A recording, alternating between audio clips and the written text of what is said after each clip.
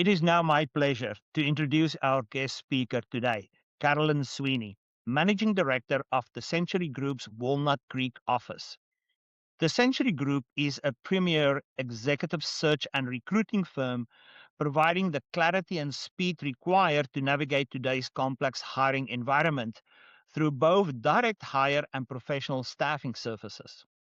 Throughout her distinguished career, Carolyn has successfully placed thousands of professionals at leading Bay Area companies.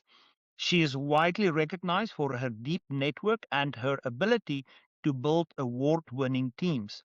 Prior to joining the Century Group, she spent 17 years with a major international New York Stock Exchange traded staffing firm, where she was repeatedly honored for her leadership and performance. Her accolades include being named Partner of the Year by the Financial Planning Association of the East Bay and Woman Leader of the Year by the Accounting and Finance Women's Alliance. Carolyn is a true authority on identifying and retaining top-tier talent. We are fortunate to have her with us today to discuss the top 10 strategies for talent retention and recruitment, as well as the emerging trends impacting the modern workplace. Carolyn, the floor is yours.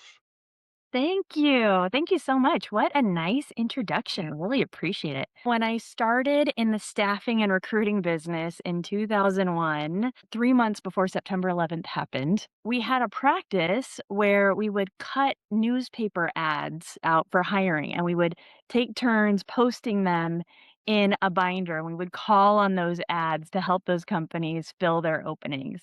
Well, that was a long, long time ago. And not too far after I started, Monster.com, CareerBuilder.com, these websites came out where companies could search resumes on the internet by themselves. And I remember thinking, oh my gosh, I really bet on the wrong horse here. I got into the wrong industry. They're not going to need me anymore. And that was 25 years ago. So I think a lot of people are sharing that feeling of impending obsolescence in this talent market right now. So if you're feeling that way, you're not alone.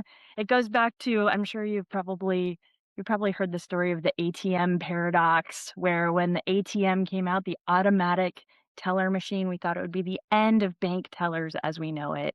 And through the course of time, as the United States put in 400,000 automatic teller machines throughout the country, we actually added 100,000 bankers across the country. So things will be changing. If you're feeling that way, don't be afraid. There's a lot of opportunities. I'm hoping that we're going to make this session, like Yako said, really interactive. So you notice we have some friends up here. Does anybody recognize these two people, this show? The Office. I could have had all of my images be from the show The Office. We love that show. So I'm hoping that we'll play a little game as we go along. I have some classic TV references just for fun. So if we go to a new slide and you recognize the show, please share in the chat if you recognize what show it is. Okay. And then Yako, I believe we have a poll. Do you have the poll ready? I wanted to find out a little bit about you. What brought you here today? Are you more interested in learning about recruiting talent, retaining talent, or job market trends? We could have put all three, but we decided to just say, hey, pick one. Okay, we almost have 85% of people participating. I'm going to end the poll and share the results. Workplace trends, 50%. Okay, well, I got a lot for you. Terrific. Thanks for sharing. So 33% recruiting tips, retention just a little. All right. Well, thank you so much. This is a little bit about me. Picture on the far left is my family, my two sons, Drake, Austin, my husband, Chad. And then the folks in the middle, that's my work team. So I'm a recruiter for accounting and finance and HR positions. I'm the managing director with Century Group, and this is my team. So up on the upper left is bald Bart France. He's got about 6 years experience in the recruiting business. Great to work with. He works on my project side. And then right next to him is Derek Pradich. Down to the lower left is Terry Webb. I promoted her just a couple years ago, actually, to lead my executive recruitment team. She's got 20 years in the business, helping people find full-time jobs. Right next to her in the middle is Michael Gould. He's an executive recruiter, at least 20 years in the business. And then right next to him is Anitra Simpson. Anitra is awesome. She's former PwC, has over 13 years experience in recruiting, accounting and finance, and HR talent. And she's on my team, and I'm so grateful to have these folks. So that's just a little bit about me. I also put my LinkedIn there if you can see that. Feel free to hit me up on LinkedIn. I love to be your friend in recruiting if you have any questions about what I shared today. So we'll get into it. Top 5 tips for recruiting the best people in your business. Does anybody recognize this show? It looks like it could be Melrose Place, but it's actually Ally McBeal. Does anybody know who said that quote? Great things in business are never done by one person. They are done by a team of people. Steve Jobs. Steve Jobs said that. And he's known for building great teams and having great business results. And you know that too. That's why you're here. You're passionate business leaders that are here because you know that having the best people, retaining the best people, that creates the best business outcomes for you. So thanks for joining, and we'll get into the first tip. I will warn you, my first tip TV show picture is the most random one. I will be shocked if any of you get it. I didn't even watch this show. Does anybody recognize this show? The show is called Not Dead Yet. The reason why I posted it is recruiting game works really well when you are proactive. And you can see this girl in the red here taking a selfie and posting a picture from maybe a birthday celebration. It looks like they're wearing crowns and having fun. I will say candidates look for evidence of culture long before they're even applying to your job. So your culture is your strongest recruiting asset. 82% of job seekers research a company's brand, reputation, and internal culture before applying. So LinkedIn, Facebook, Glassdoor, these are primary places where people go to assess if it's real. I will say another thing about posting about your internal culture. Does anybody here actively post about their business culture? If you're looking at this picture, this selfie picture, and you're thinking, oh my gosh, I'm a lawyer, I'm not a social media influencer, this grosses me out, I don't want to post anything like that. I hear you, I see you, but I'm sharing why it can be really important to attract the best people. It can be really important because these people are looking at it, and it helps really improve the quality of your applicants, and it helps diminish skepticism. There is so much concern about fake job postings, scam job postings, that having really authentic, employee driven culture shots about birthday celebrations, anniversary celebrations, just a day in the life pictures from what it's like to work at your company can really help you increase the quality of applicants that are looking to come and work for your company. So not doing it can have a lot of qualified applicants questioning if you're a legitimate business, and there's a lot of scams out there. So you got to be really, really careful. So even if you're not hiring right now, you can do your future self a favor by documenting and highlighting some positive internal culture moments, points. Customers like working with companies that have happy internal culture as well. So you might attract some well-aligned customers as well. Are you ready for recruiting tip number 2? Job postings that work. So now you are hiring. And job posting is a treacherous business, my friend. This is Mad Men. You can almost hear Don Draper checking in with Peggy to see if she mailed in the newspaper ad for the new secretary before they headed out. Certainly, salary transparency. Job postings with salary transparency get 50% more applicants than postings without. Certainly, I think most of us are in California, so we are beholden to Senate Bill 1162 and SB 642, which was just updated in January this year. So employers with 15 or more employees have to disclose a good faith pay scale in job postings or to current employees upon request. So we kind of have to do that in California, but it's surprising how often we see postings that don't have it. Short is sweet. What do I mean by short is sweet? Short job descriptions in postings get more applicants. What do I mean by short? Short is less than 300 words. So 300 words or less attracts 8.4% higher than average apply rate. And why this matters is it's actually attracting real humans who are interested in doing your job, who are thoughtfully applying.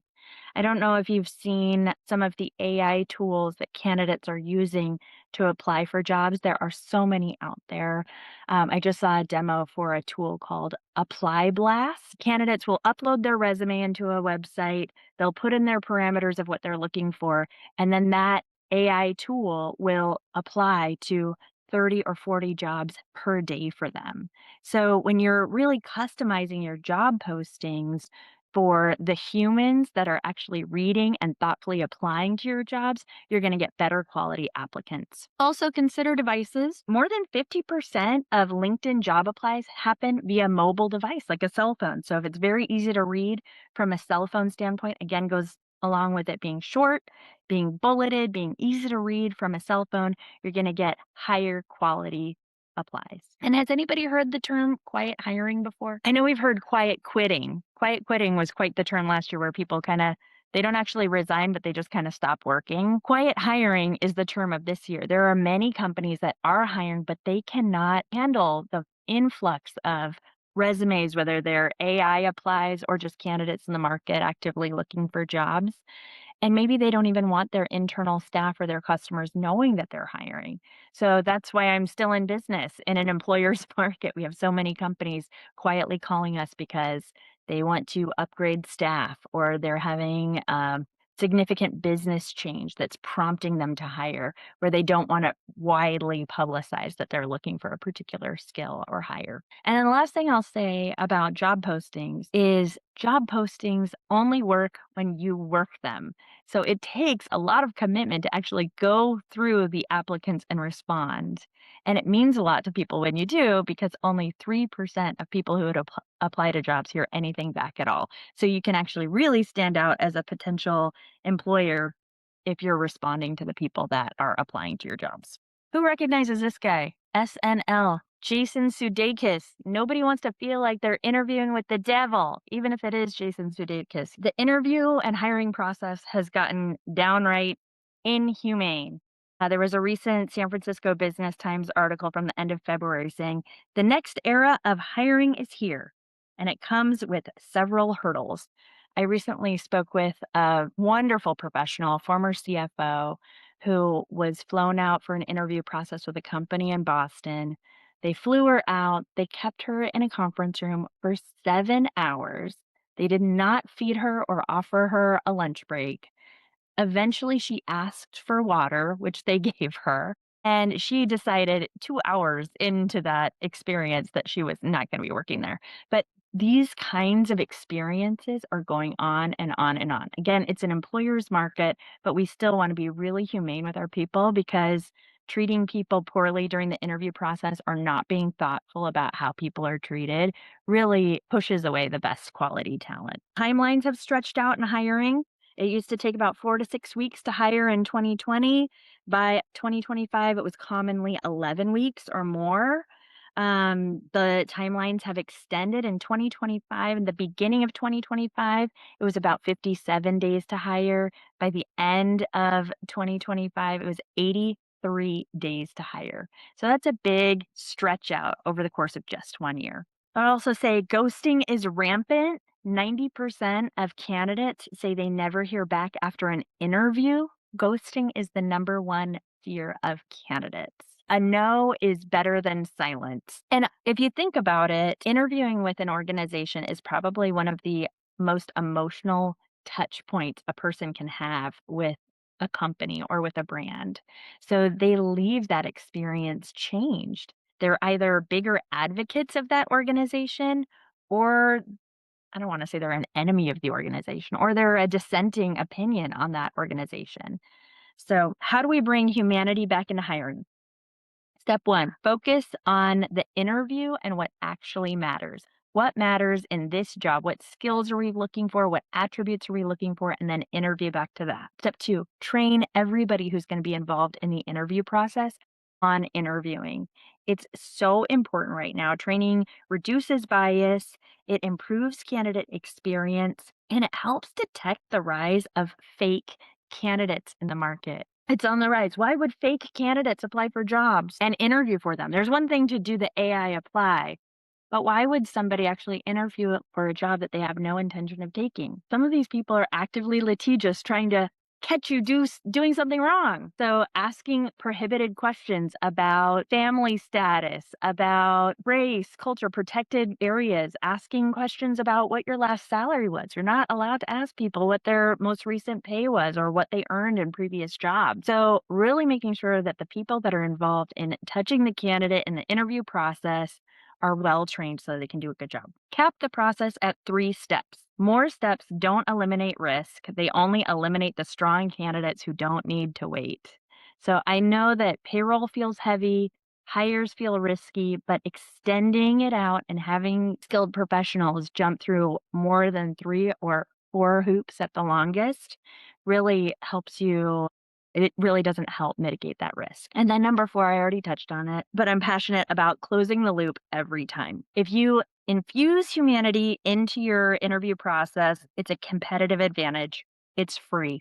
I remember when I was interviewing with Ron Prowl, who's the CEO of Century Group, he talked with me at great length about how important it is for candidates to come to Century Group and have a really positive interview experience. So positive that even if we don't hire them, they still feel positively about their experience, how they were treated here, and they say, "Wow, I really liked those people at Century Group. I wish I would have gotten the offer, but they're good people and I would interview with them again if the option was available to me." Who recognizes this one? Did anybody watch this show? Severance. So it's kind of a satire on work-life balance, how some people feel like they act one way in the office and they act one way out of the office, a different way out of the office. And when you first arrive to work at Lumen, it's like you're born on that conference room table. Your innie awakes literally on the middle of a conference room table.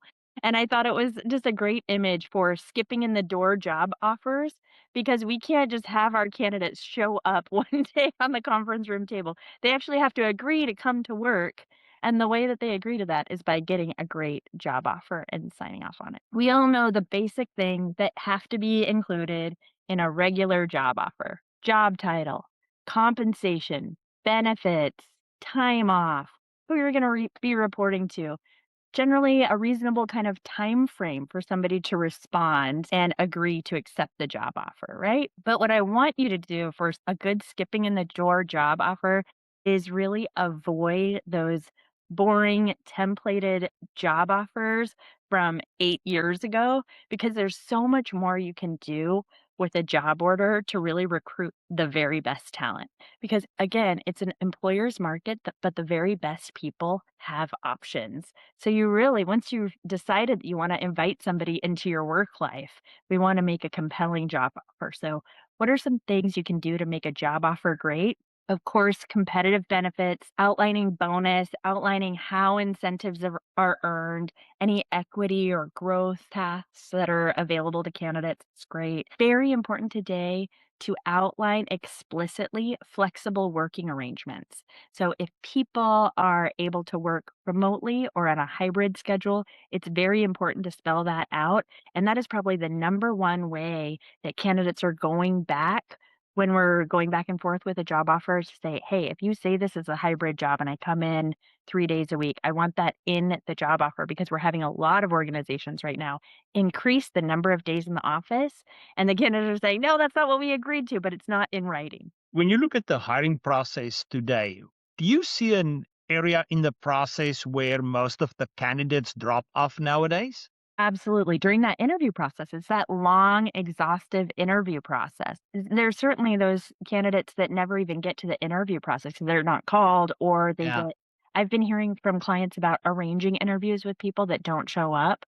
And maybe those people are people that didn't genuinely apply because they read the job, they used one of those tools. And after reviewing what the job was for, they really weren't that interested in it. There's a lot of data also around candidates feeling like they've been taken advantage of with free consulting. I mean, I think about the one woman that I mentioned who was flown out and kept in a conference room for 7 hours. I mean, they were having her run scenario after scenario. And that happens more and more. And I think it happens more and more, especially with senior level candidates, where there are abundance of people and where that kind of time and homework is beneficial to a company.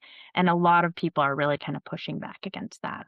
Another way that you can really take the opportunity to make a skipping in the door job offer is really doing a customized welcome to the candidate. I know it sounds so silly, but actually putting in the job offer why you're excited to welcome that person on board really makes a huge difference, especially if the candidate is considering multiple job offers.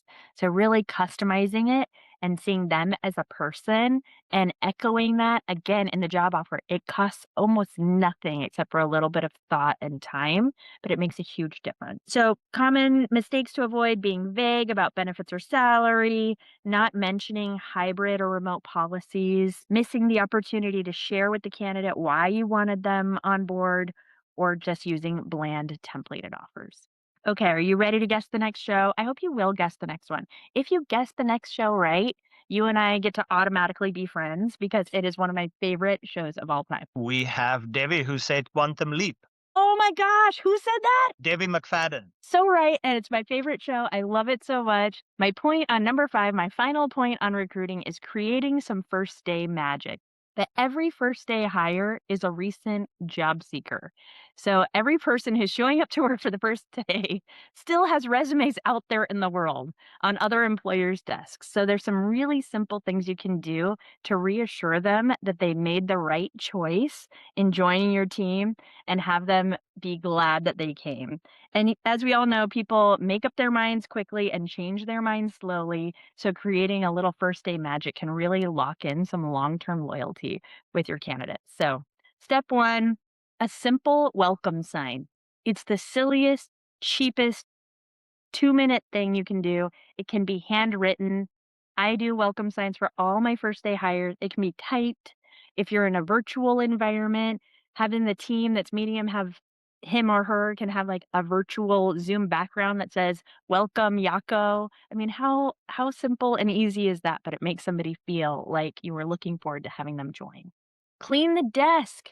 Have the desk be ready. Have the ghosts of employers of years past be gone. We don't want old business cards, old snacks, old notes. Clean it out. I know that sounds so basic, but it happens so frequently. Putting a little extra effort to have somebody feel welcomed makes a huge difference. Tip 3 on creating first day magic: a welcome lunch. Pretty simple. Get to know you, maybe one-on-ones with the people that they'll be interacting with, familiarizing them with the tools and the processes. A welcome lunch is a great thing to do, and I know this sounds really corny. I'm sure you'll be shocked that I do this at my welcome lunches, but I actually bring conversation cards with me to that first day lunch. But what I like about that is it gets everybody to interact with everybody else, and you're not just talking to the one person who's right next to you. So that way that person really gets a quality interaction with somebody else. And it never fails. I'll put out the conversation cards and I'll say, "Hey, let's go around and use these cards. If you draw a card that you don't like, it's not prison. Put it back. Get a new card. It's okay. It's just for fun." So we pass them around. Everybody gets to share something about themselves. And then I set down the cards and we just talk normally amongst ourselves. And it never fails that somebody will reach back to the cards and they'll start it off again. We always do at least 3 rounds, and I only ever initiate the first round. So if you've never tried using conversation cards at a welcome lunch, I highly recommend it. Number 4, appropriate onboarding training calendar. New hires who have a little experience and require lots of training, they might need a 3-month calendar. Experienced hires might only need 2 to 3 weeks of training calendar activities with maybe one-on-ones after that. But an appropriate onboarding calendar and having that be like printed out and ready for them as well as in their device or whatever they're going to be accessing it through really just shows that you put thought and effort into mapping out how you're going to help them be successful in a job. And number 5, I love this one, is find one way to do a little bit more than expected for that employee on their first day. I'll tell you a little story. When I started with Century Group 8 years ago, Century Group actually, fun fact, Century Group hired me from a recruiter. They paid a fee for me to launch their Bay Area office. I love being a recruiter even more because it changed my life 8 years ago. I still love it. But my first day, I flew down to LA to meet with my CEO. 7 a.m. flight. It had been a wonderful but long day. We'd gone to lunch. They did all the things. And about 2 o'clock, one of my colleagues popped popped his head in the office and said, "Hey, Carolyn, I'm going to coffee. Would you like me to grab you something?" And I said, "Oh, that's so sweet that you offered. I'm actually okay." And I continue to sit there with my CEO in the conference room. We're mapping out how we're going to get going over these next few months and weeks. And he comes back with a latte anyway. I said, "No, thank you," to the latte. He shows up with a vanilla latte that says, "Happy first day, Carolyn." And I gotta tell you, it was the most delicious vanilla latte I've ever had in my life, and I appreciated it so much. I had it 8 years ago, and it was just one little thing that I really needed at the end of a long, long day that just I'll never forget that latte. It was so small. So again, you don't have to, host a parade for people, but having people feel really good about their first day has them skipping home to their families and friends, telling them about how happy they are about their jobs, and it really doesn't take a lot to do that. I have a comment here from Lisa Crossett. She said, "Hi, Carolyn. I found that if you put screening questions into the job posting, it helps to eliminate the auto AI applies. It also helps to have candidates self select out of applying if they don't have the qualification.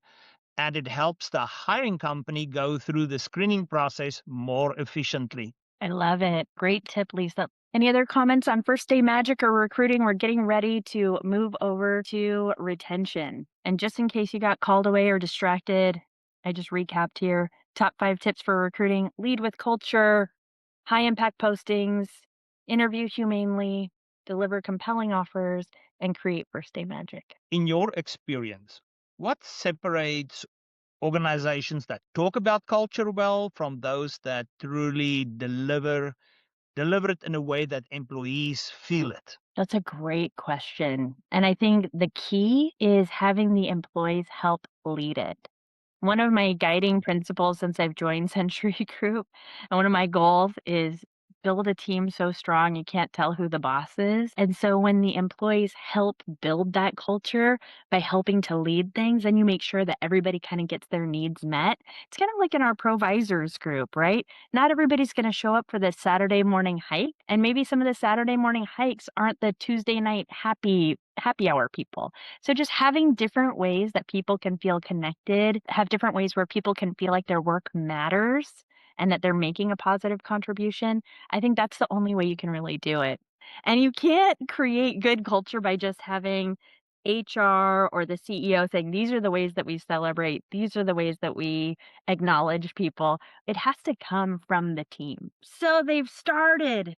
Now what? Before we move right into retention, I wanted to just take a pause and talk about the reasons why people leave their jobs. If I think back over my career, I've always heard people say people don't leave jobs, they leave their bosses. Absolutely. The boss gets the brunt of it, right? Yeah, and Christy Roy said that they usually leave within the first 30 days. Mhm. Ulvik said it's inability. And Laurie Denon said they feel unappreciated. Lack of career growth, uncompetitive pay and benefits, poor managerial leadership, toxic workplace culture. I don't know if I like the toxic word. I think it's kind of overused. Work life imbalance, inadequate recognition, limited learning opportunities, job misalignment, better external offers, value misalignment. Have you ever had an employee leave and you're trying to think back to the signs that you missed and how you should have known and what happened? And, it can really kind of make you go cuckoo bananas. But we'll move on to retention. So I could just say do the opposite of these things, but I do have 5 tips for you for employee retention. Top 5 tips for employee retention. Just like in recruiting, retention is the reward of the proactive manager. And this is really important because according to the TriNet 2025 workplace report, 27% of small business employees are actively job hunting, and another 30% are open to new opportunities. That's more than half. And we work so hard to find these people. We work so hard to retain these people. Who here has regular one on one meetings with staff members? Only about 30% of managers have regular one on one meetings. So if you do have regular one on one meetings, give yourself a pat on the back. You're a cut above. What I mean by a regular one on one meeting is just manager, staff member with some type of frequency that is more frequent than quarterly. I would say weekly, biweekly, or monthly really gets you a great regular one on one cadence. And the reason why this is so important is it helps improve performance, improve that manager employee connection. And if it's done really, really well, you can have such stronger business outcomes. There's a Provisors member who's fabulous. Her name is Katrina Stefik. She's an executive coach and a retreat facilitator. She has 3 questions she uses in one on ones, and I love it. I use it myself. What's on track? What's not on track? And how can I help you? I love the language of what's on track and what's not on track. It's not how are you on track? How are you not on track? It kind of depersonalizes the results and normalizes that, hey, it's work. If it was easy to keep it on track all the time, we wouldn't need you to intervene and navigate. So let's figure out how we can work together and kind of practice blameless problem solving to move our business outcomes forward. Another thing I would add in the one-on-one agenda is I think better than just one once a year stay interview is peppering in some of those stay interview questions to your one-on-ones. And some of those questions are, what do you like most about your job? Or can you share about a good day that you had recently here at work?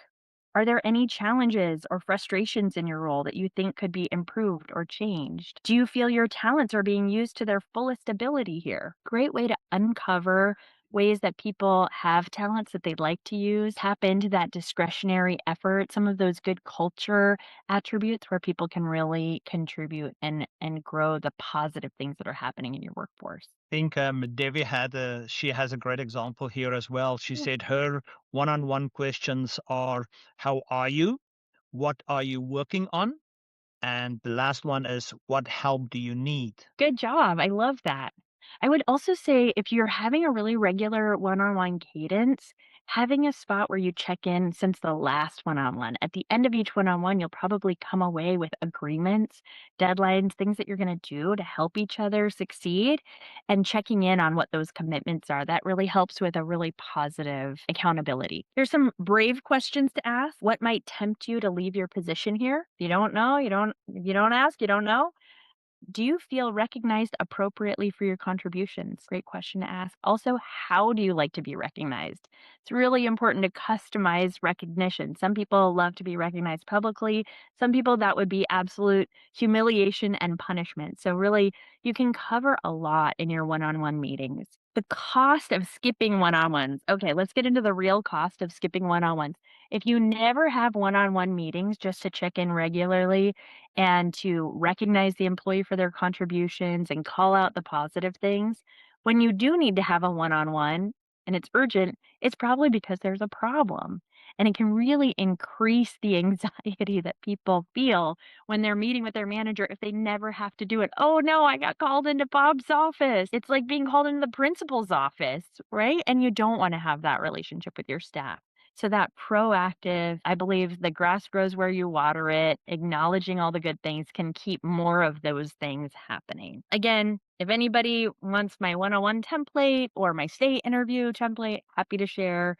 And we'll move on. Obviously, I'm passionate about one-on-one, so we'll move on from the one-on-one thing. But I think it's really important. If we don't do the one-on-ones, then we end up like Don Draper in Mad Money, and we say that's what the money's for, but we don't really get the results we're looking for. The real reason why people don't wanna do one-on-one sometimes, 'cause it surfaces issues and challenges, and it's a big reason why sometimes managers don't wanna do one-on-one because it surfaces things that they have to handle, but A players leave when issues go unaddressed, and it's a rising issue because there are things like job hugging and remote and hybrid work where unless these issues are surfaced in one-on-ones, they can really go undetected. Being able to understand those things is really important. So we are better than those managers that don't do one-on-ones, that don't want to surface issues. We are engaged, passionate, active leaders, and we know that we can handle these kinds of issues and address them. It's a key part of leadership, and it's a key skill that we have to hone in order to keep our best players. Okay, ready for tip number 3 in the retention game. Could I be wearing any more clothes? You recognize this one? So here, friends, Joey's episode, Could I be wearing any more clothes? Providing room for growth. What does growth actually look like? Certainly we know there's promotions, there's change in title, there's change in duties, there's raises, there's things like that. But even before those things happen, providing other opportunities for growth. Think stretch assignment. Think opportunities to use unused skills. Think mentorship opportunities to give or to be mentored. These are low cost, high impact ways to have your staff feeling like they're growing. Even micro leadership opportunities, having somebody lead a meeting, lead a section of a training, co-lead a meeting, co-lead a section of a training, or even lead a team building opportunity or a philanthropic field trip. Whenever my team has volunteered together, it's been an incredibly enriching, engaging, positive culture impact moment. And that's something that somebody who's actually pretty new in the business, who is maybe involved in the food bank or involved in some type of philanthropic giving campaign could do and really have them feel seen. So certainly there's room to grow in terms of, professional responsibility and moving up the chain, but also think of room to grow as ways for people to grow their skills, but also to be known. It's amazing how people can feel really lit up when they're just doing something that they're passionate about. We'll move on to tip number 4, tailored recognition and rewards. Let's recognize, reward, and praise our staff. Please share, light up the chat with anything you've seen that has been meaningful. Again, remember, tailored recognition and reward. So some people want to receive an Oscar or an award, come up to the mic and speak publicly about what they accomplished and how they did it. And some people would think that that would absolutely be punishment. So you think you're doing enough, keep doing it and keep looking for opportunities to do more because people really appreciate it. So think of it as opportunities to be seen, known. Think of, certainly there's promotions, there's plaques, there's trophies. A really underrated form of recognition is a handwritten note or typed letter. Those tend to have value year after year. People do not throw those away.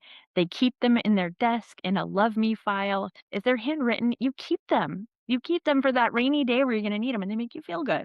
Okay, I'll move on to our last tip on retention before we dive into workplace trends. You ready for the last tip? Tip number 5, know when it's too late. This is Breaking Bad.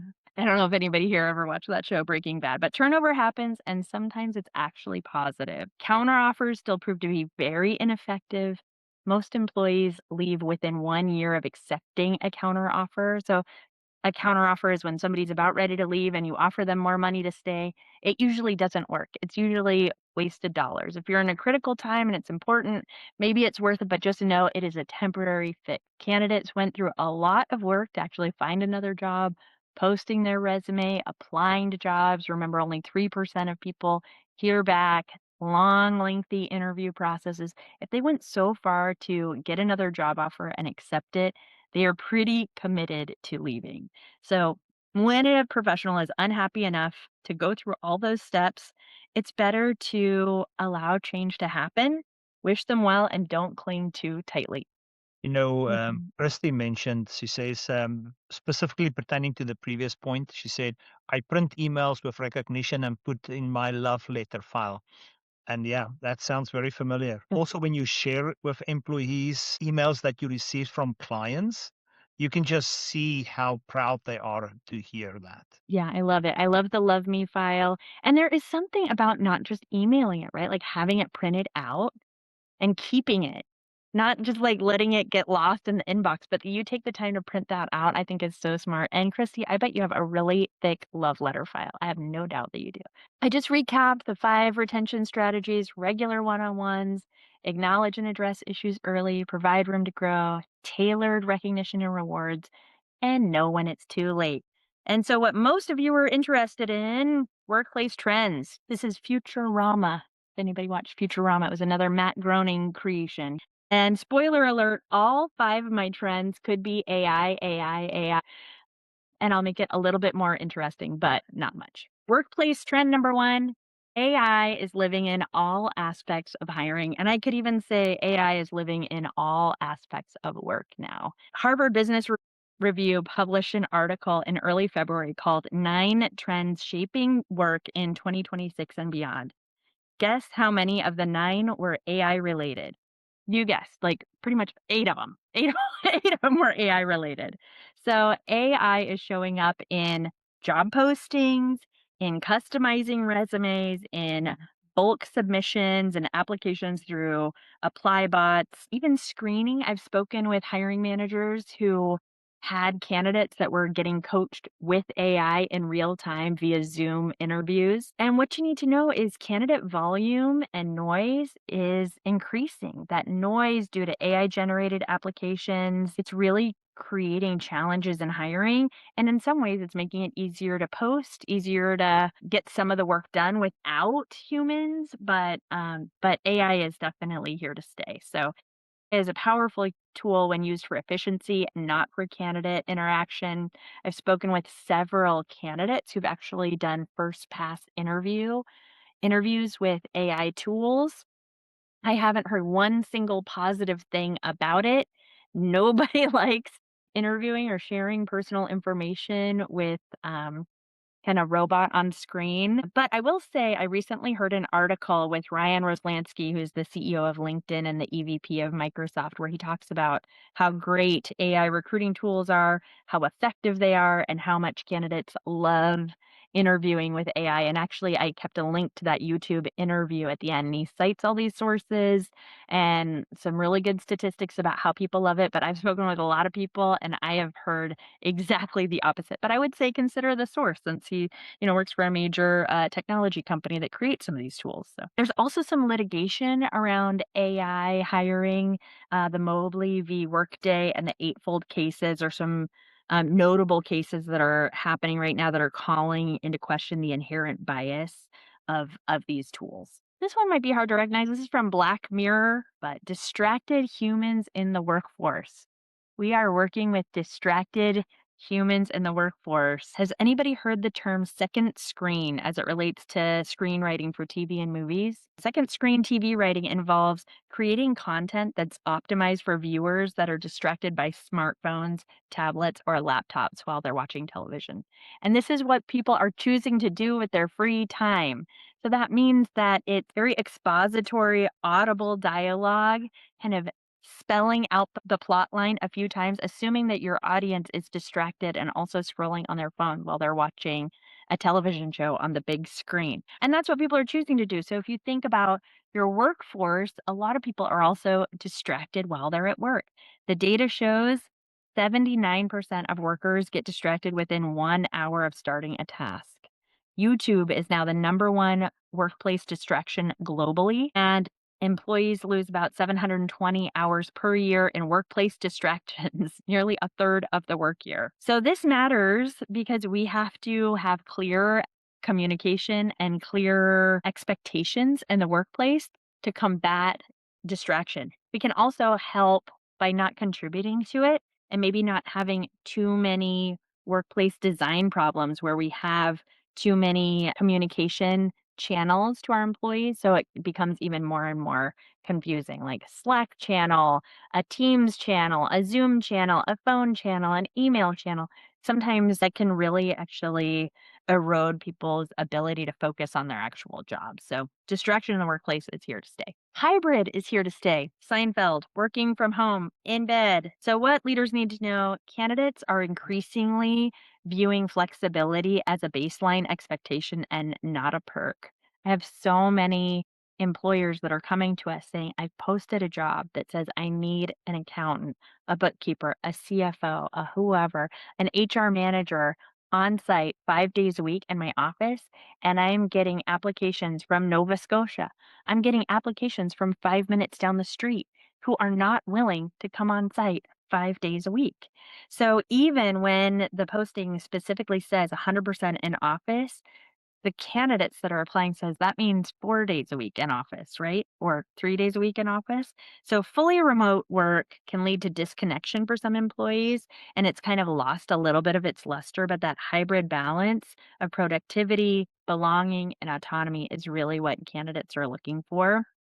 So hybrid isn't a trend. There was a Work Time 2026 employee productivity statistics report that was published February 18th that said hybrid workers perform just as well as office-based counterparts, and they are 33% less likely to quit. So again, back to retention, hybrid seems to be the best way to have that balance of connection to the office, production results, and then also long-term career satisfaction. Moving on to number 4.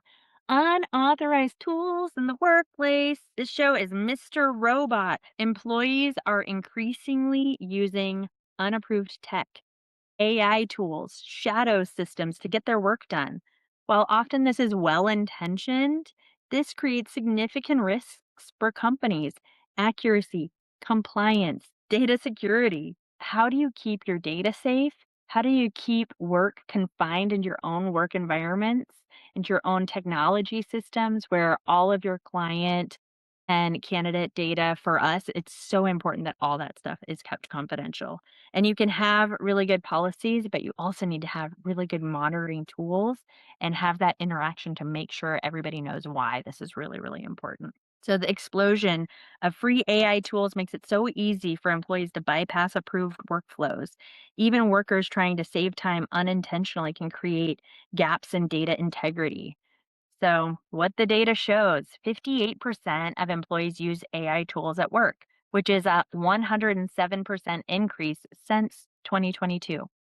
And most companies lack governance around this AI usage. So, workers are interrupted every 3 minutes. 92% of employers say digital distraction and tool chaos are a major organizational issue. Another term that I've heard is AI work slop.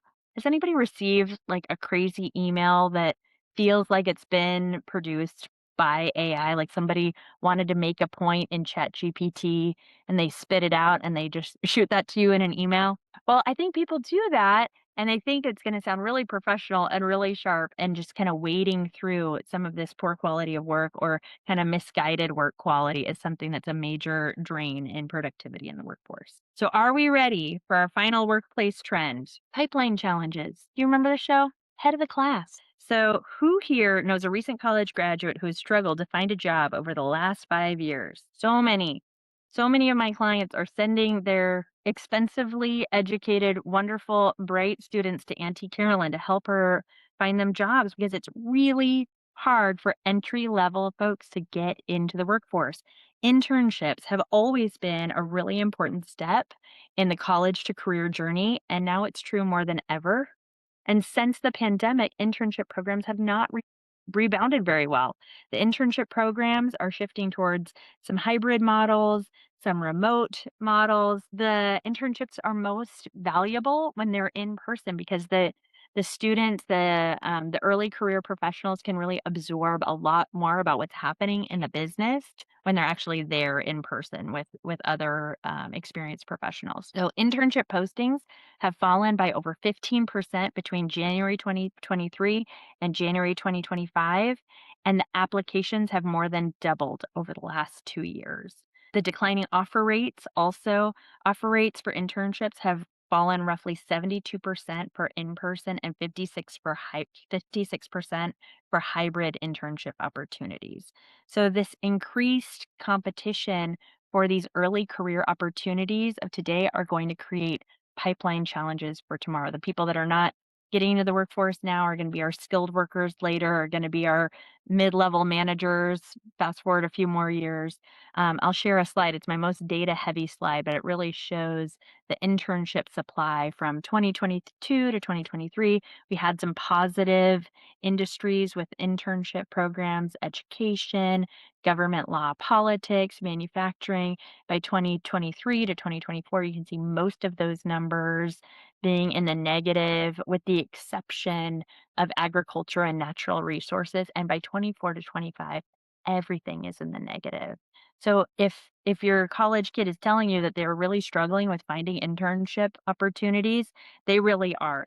There are some companies that have thriving internship programs like L'Oreal, United airlines. Textron is a $13 billion aviation company that employs more than 900 interns across 34 offices, and more than 70% of their entry-level hires are former interns. So there are some companies out there that are leveraging internship programs really well, and I think they will continue to have strong businesses and strong pipelines, but there's a lot of companies who have cut out that really vital feeding source into their internal talent. I also have that YouTube interview with Ryan Roslansky. He talks about how more than 50% of college grads are leaving school unemployed and without work experience. So with that, these are just some key conclusions. If I were to add one more trend in the workplace, I would just say healthy skepticism. Lots of people are concerned with phishing, data privacy. There's a lot of concern about fake candidates. Scam operations are really taking hold in this AI world. So be cautious, be careful. Candidates are concerned about that with employers, and employers are concerned about that with candidates. And then these are some of my sites. And if you do want a link to the one-on-one template that I have or the stay interviews, then happy to provide that as well. Our next event next month will feature Josh Lebresco. He is the executive director of the OSR Group and delivered his talk entitled Guesswork to Grow Marketing Research for B2B Leaders, during which Josh will talk about new tools and approaches successful B2B companies are using to conduct research for new product development, market segmentation, customer satisfaction, pricing, advertising testing, and a variety of other purposes.